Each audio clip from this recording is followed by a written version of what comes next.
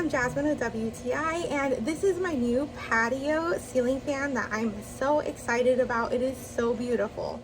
And here she is in all her glory.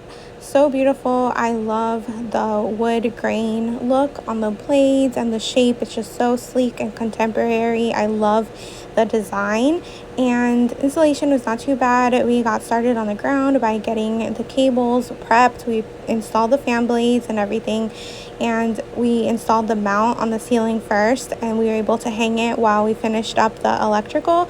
Then you hide your wires up on top and put that cover on, and the light is just, you plug it in with that white cable in the middle and screw it on and put on the cover, and that's it. You have yourself a working ceiling fan.